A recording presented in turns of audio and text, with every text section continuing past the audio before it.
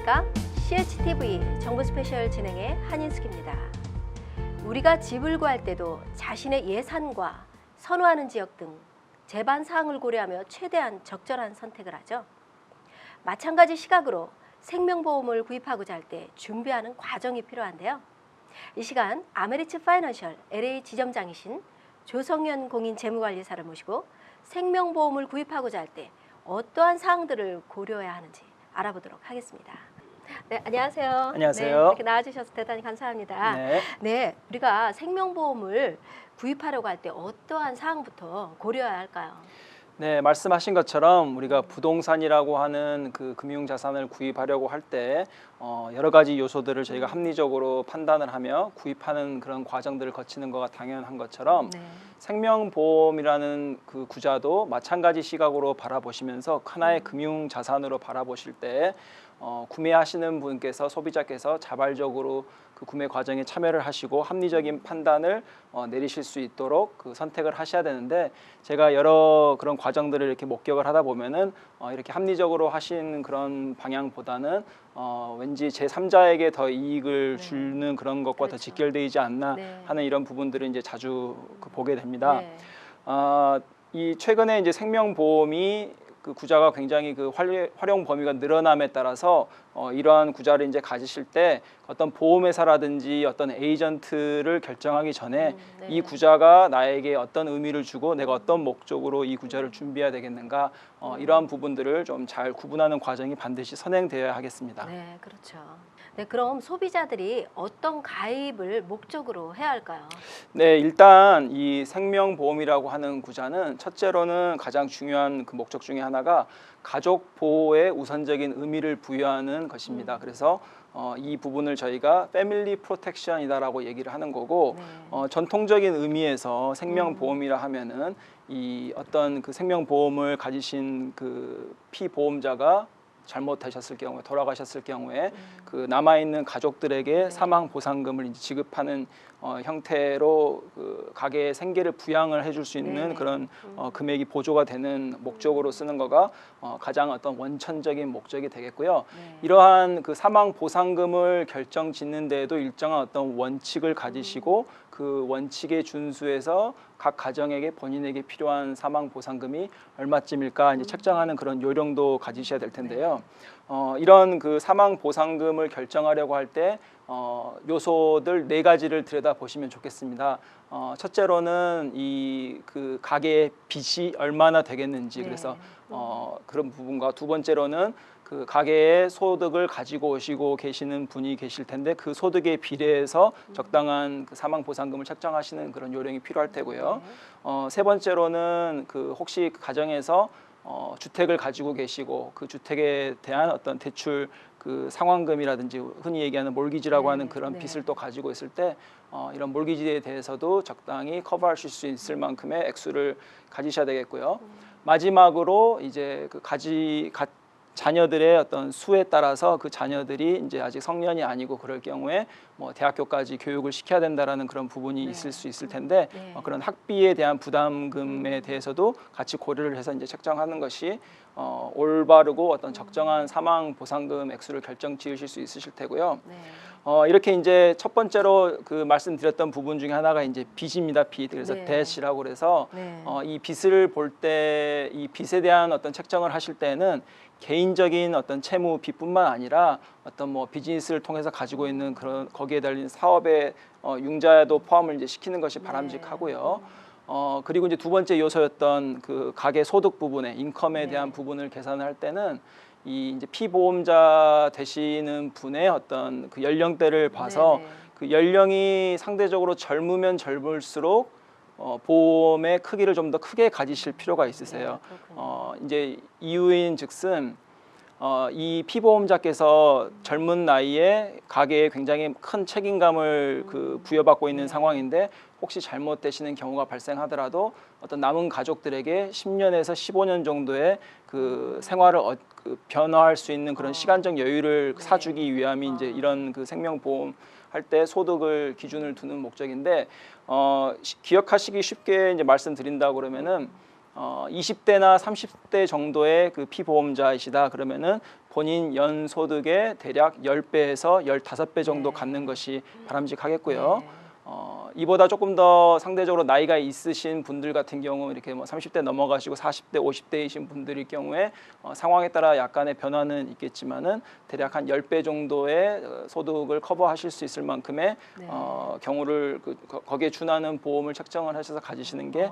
좋다라고 말씀을 좀 드리겠습니다. 네. 이제 이렇게 하시고 세 번째로는 이 부동산 그 대출 상환금 몰기지 부분인데 그것도 마찬가지로 이 완전히 완납이 된 부동산을 가지고 있지 않으시고 이런 대출 상환금 같은 몰기지를 가지고 계실 경우에 그 받으시는 그 사망 보상금으로 몰기지도 포함시켜서 지불할 수 있을 정도의 크기를 가지시는 거가 당연하겠고요. 네. 마지막으로 말씀드렸던 거가 이제 이 자녀에 대한 학자금을 준비하는 그런 차원인데 에듀케이션이다라고 제가 말씀을 드리고 싶고 요즘에 이런 대학교 학비들이 물가 상승률보다 훨씬 높은 그렇죠. 그 수준으로 네. 올라가고 있기 때문에 네.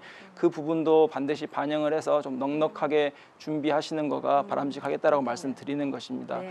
그래서 앞서 말씀드린 이 네 가지 요소들을 잘 기억하시기 위해서 이 요소를 묶어서 저희가 부르는 명칭이 있는데 다임 계산법이라고 합니다. 네. 우리 동전의 10전짜리 네, 네, 그것처럼 DIME라고 해서 D가 말씀드린 것처럼 빚이 되시고요. I는 이제 수입 인컴이라는 부분인 거고 M에서는 몰기지를 얘기를 하고 마지막 E는 이제 에듀케이션 학자금을 이제 얘기를 합니다. 네. 그래서 이 다임 계산법을 활용을 해서 이러한 네 가지 요소들을 잘 고려를 하면서 그 사망 보상금에 대한 적절한 크기를 가게마다 책정하시는 그런 요령을 가지시는 게 좋겠습니다. 네, 그렇군요. 네, 요즘은 생명보험 구자를 은퇴 보조 수입원으로 활용한다는 말이 종종 언급되는데요. 네, 이런 목적으로 생명보험을 구입하는 건 어떤가요? 네, 그렇습니다. 요즘에 이렇게 생명보험에 대한 관심들이 부각이 되고 있고 네. 이 구자를 여러 용도로 쓸 수 있는 그런 부분들이 많이 있기 때문에 이렇게 생명보험 구자를 은퇴 보조 어떤 수입원의 수단으로도 사용하는 방법들이 많이 확대되고 있는 네. 그런 추세고요.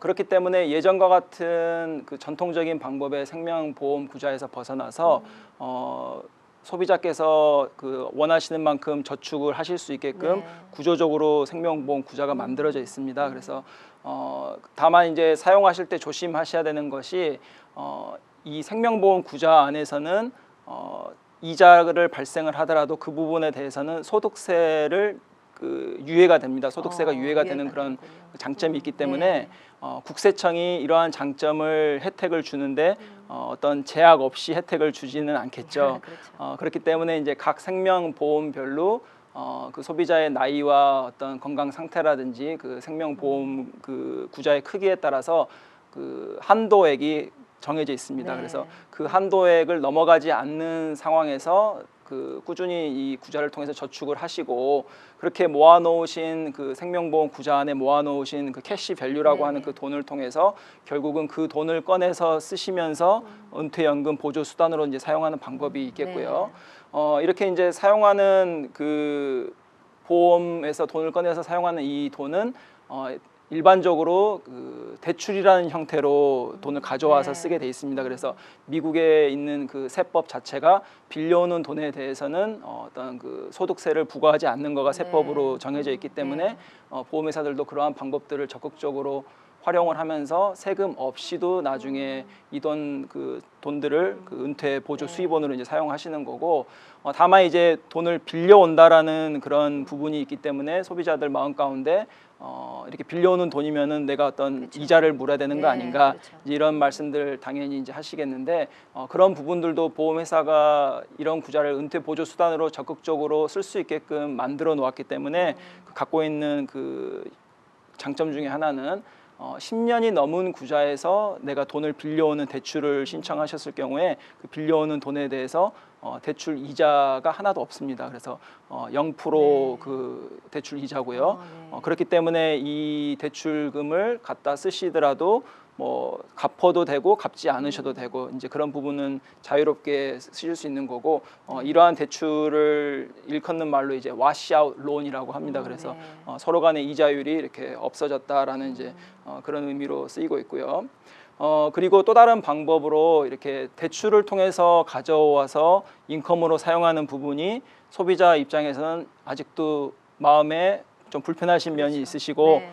이렇게 해서 괜찮나라고 하는 이런 의구심이 들 수도 있기 때문에 그런 부분을 또 다른 방법으로 사용하는 혜택이 있는데 마찬가지로 돈을 빌려오는 형태로 가져오긴 하지만은 그 돈을 그냥 빌려오는 형태보다는 보험회사가 정해준 어떤 확정돼 있는 그 연금의 금액으로 가져오는 방법이 있습니다. 그래서 네. 이거는 보장이 돼 있는 금액을 연금의 형태로 이제 가져오는 네. 거고 이런 식으로 가져오는 금액은 그냥 빌려오는 금액에 비해서는 다소간의 차이는 있겠지만은 이런 형태로 확정 보장 연금의 형태로 돈을 가져다가 그 은퇴 보조 수입원으로 쓰실 네. 경우에는 보험 구좌에 대해서 더 이상 관리나 유지 보수에 대한 책임을 지지 않으셔도 되기 때문에 보험회사가 모든 것을 책임지고 네. 관리를 하니까 혹시 나중에 이렇게 연세 드시고 편하게 계시면서 아무런 걱정 없이 구좌에서 돈을 꺼내서 은퇴 보조 수입원으로 쓰시고 싶으시다 할 경우에 이러한 형태의 대출을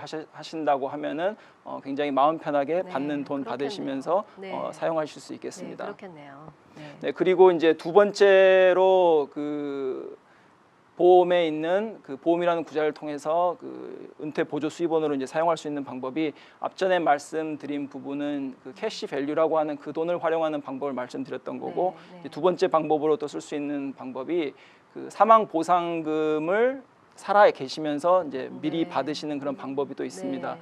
그래서 이런 형태로 했을 경우에 예를 들어서 어떤 분께서 뭐 한 80세, 85세 정도 되셨는데 건강하시고 특별히 이렇게 다른 지병이 없으셔서 네. 그런 보험 구좌를 통해서 사망 보상금을 미리 받기를 원하실 때 이런 구좌에 허락이 돼 있는 장치로 사망 보상금을 대략 10년에 걸쳐서 나눠서 받는 방법이 있습니다. 그래서 예를 들면은 뭐 100만 불 보험을 가지고 계시는데 85세이신 분이 매년 10만 불씩 그 돈을 받으시면서 네. 향후 10년 동안에 사망 보상금을 나눠서 미리 받아서 쓰시면서 사용하시는 방법이 있겠고요. 네. 다만 이 방법을 쓰실 때는 알고 계셔야 되는 부분이 소비자께서 보험에 납입하셨던 전체 그 납입금까지는 텍스 없이 꺼내실 수 있으시나 납입금을 제외한 나머지 금액에 대해서는 이제 소득세가 부과가 된다는 점을 이제 반드시 숙지하셔야 되겠습니다. 네, 그렇군요. 이 외에 다른 목적으로 생명보험을 활용하는 방법은 또 없을까요? 네, 그렇습니다. 요즘에 이렇게 굉장히 생명보험 구자들이 다각화가 돼가고 있기 때문에 또 다른 활용 목적으로 알고 사용하실 수 있는 부분이 있는데 이 부분은 이제 일반적으로 얘기하기를 리빙 베네핏이라고 합니다. 이제 과거에는 롱텀 케어라고 하는 추가적인 어떤 그런 보험을 구입을 하셔서 만일에 혹시 나이가 드셔서 어떤 요양병원에 들어가셔야 되고 그런 시설을 사용했을 경우에 비싼 그 시설 사용료를 이런 롱텀 케어 보험을 통해서 수급을 받으시는 그런 방안들을 많이들 이제 활용을 하고 계셨으나 이제 요즘에는 이런 롱텀 케어 보험을 취급하는 보험 회사의 수도 절대적으로 줄어들어 있고요. 더불어서 이제 이런 롱텀 케어 구자들을 가지려고 하는 알아보시는 손님들께서도 이제 고민하시게 되는 부분이 이런 구자는 마치 자동차 보험처럼 내가 사고가 나지 않는 한 내가 납입했던 보험료를 돌려받을 수 있는 길이 없으세요. 그렇기 때문에 어떤 요양병원이 염려가 되셔서 미리 이런 구자를 준비를 하시고 어떤 정해진 보험금을 납입을 하시면서 지내시다가 건강하게 잘 계시게 된다고 하시면은 평생 납입했던 돈들에 대해서 전혀 돌려받을 수 없다라는 그런 아쉬운 부분이 있기 때문에 손님들이 선뜻 이런 선택하시기에 조금 주저하는 그런 부분들이 생기는 거고요. 더불어서 이제 전통적인 이런 LTC 보험 같은 경우 처음에 납입하기 시작했던 금액에서 이 물가가 올라감에 따라서 내가 납입하는 이 보험금도 조금씩 올라갑니다. 그래서 그런 올라가는 부분들이 이제 좀 부담이 되는 경우들이 생기기 때문에 더불어서 더 소비자들께서 망설이시는 이제 그런 이유 중에 하나가 될 테고요. 그래서 이제 이런 불편한 점들을 보험회사들도 인지를 하고 있고 그러나 이런 롱텀 케어 구자라든지 이런 요양병원에 대한 수명이 연장됨에 따라서 그런 필요가 계속적으로 증가하고 있는 상황이기 때문에 이제 보험회사에서 기존의 생명보험 구자 안에 이러한 기능들을 어떤 추가 비용 없이 포함을 시켜놨어요. 네. 그래서 이제 그 롱텀 케어 보험을 쓰시는데 준하는 똑같은 기준의 어떤 그 기준이 적용되는 것이고 이런 기준을 혜택이 그 기준에 준하는 혜택을 받으시게 되셨을 때 여기서 나오는 생명보험에서 받아 쓰시는 그런 돈들은 이런 뭐 병원이라든지 그런 요양시설 네. 비용으로 쓰셔도 좋고 네. 아니면 그 외에 다른 뭐 생활비라든지 다른 어떤 목적으로든 네. 사용 가능하게끔 되어 있고요. 네. 그리고 이렇게 받아 쓰시는 그런 돈들에 대해서도 마찬가지로 소득세가 부과가 되지 않기 때문에 네. 이런 부분 좀 알고 계시면은 많은 혜택을 그 이점을 누리실 수 있다라는 것입니다. 네. 이제 크게 세 가지로 앞서 말씀드린 그 리빙 베네핏이라고 하는 부분을 이제 요약을 해드릴 텐데 그 리빙 베네핏이라고 불리는 것 중에 하나가 네네. 이제 그 터미널 이온니스라고 하고 말기 질환에 대한 네. 그 보상을 해주는 것입니다.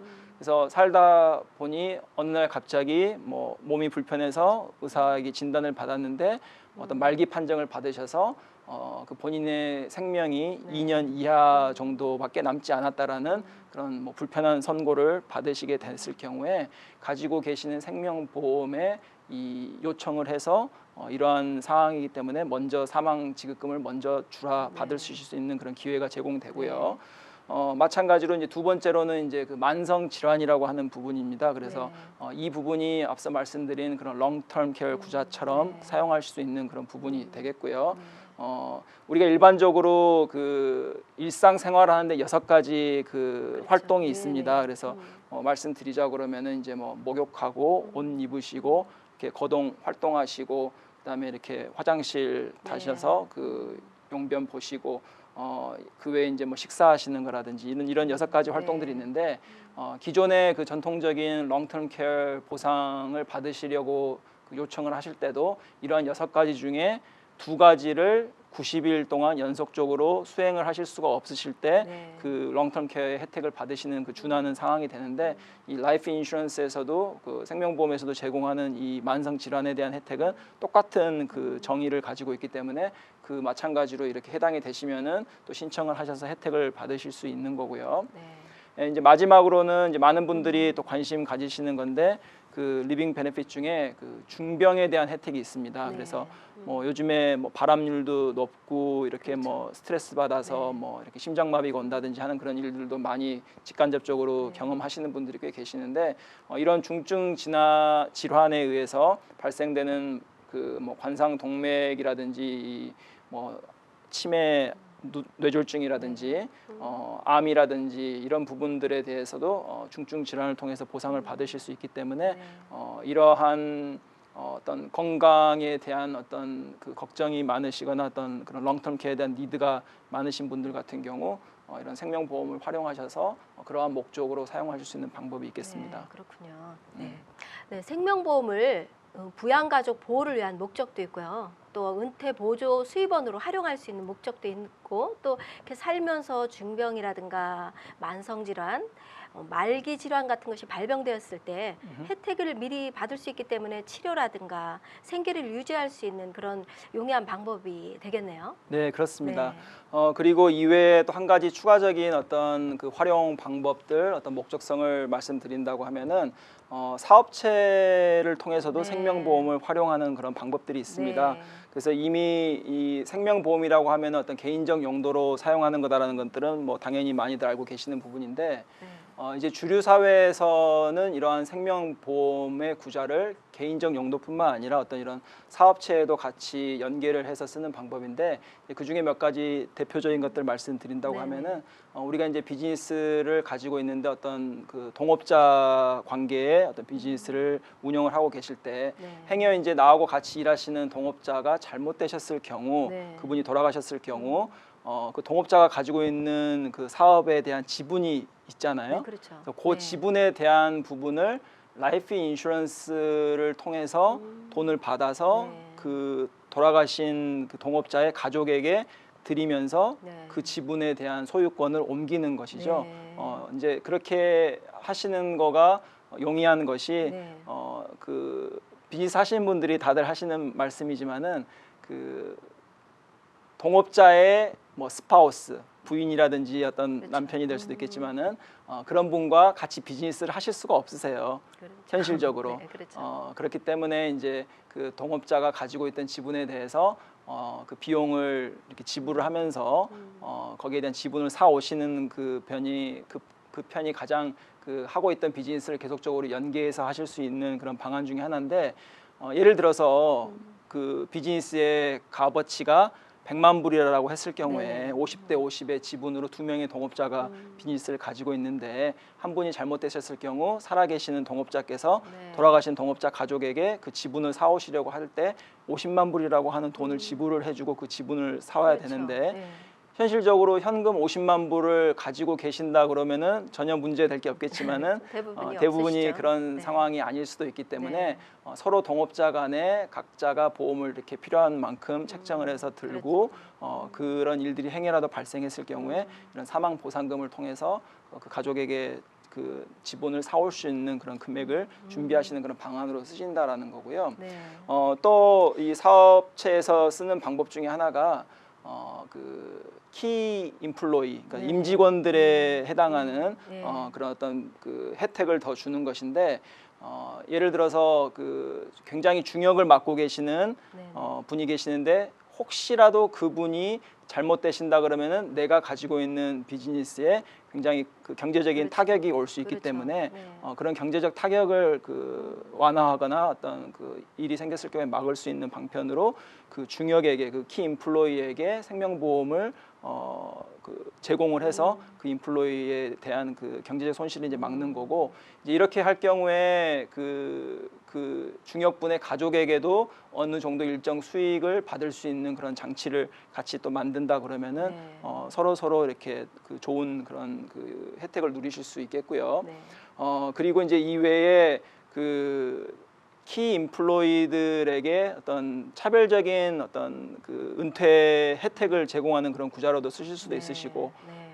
또 비즈니스를 가지고 계시는 분들이 다들 고민하시는 거가, 내가 일을 할 때는 이 비즈니스를 통해서 이제 그 소득을 만드시고 창출하시겠지만은 이 비즈니스로부터 내가 어떻게 은퇴를 해야 되겠는가, 이런 부분들이 이제 엑시트 스트래터지라고 그렇죠. 하는데 여기에 대해서도 고민을 하시는 부분들이 그 있을 수 있는데, 그런 부분까지도 이런 라이프 인슈런스를 활용을 해서 나중에 은퇴하실 때 어떤 일정 금액들을 그 라이프 인슈런스 안에 그 재산을 축적을 하셔서 은퇴 연금으로 또 사용하실 수 있는 그런 방법까지도 있겠습니다. 네. 그래서 이제 이런 그 방법을 일컫는 그 통칭으로 이제 그 마지막 말씀드린 거는 이제 서플리멘털 네. 이그제큐티브 리타이어먼트 플랜이라고 얘기를 하는 거고요. 네.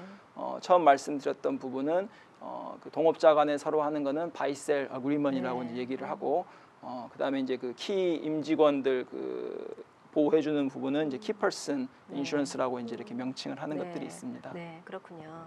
네, 사업체에서 이렇게 생명보험을 활용한다는 게 약간 조금 생소하기는 한데요.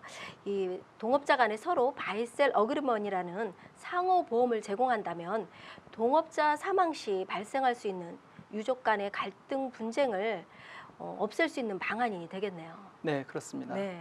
네, 오늘 좋은 정보 대단히 감사합니다. 감사합니다. 유대인의 재정 계획에 제일 먼저 들어가는 것 중에 하나가 보험이라고 합니다. 우리는 재정 계획의 우선순위를 어디에 두고 계신가요? 지금까지 정보 스페셜이었습니다. 함께해 주신 시청자 여러분께 감사드리면서요. 다음 이 시간에 다시 찾아뵙겠습니다. 감사합니다.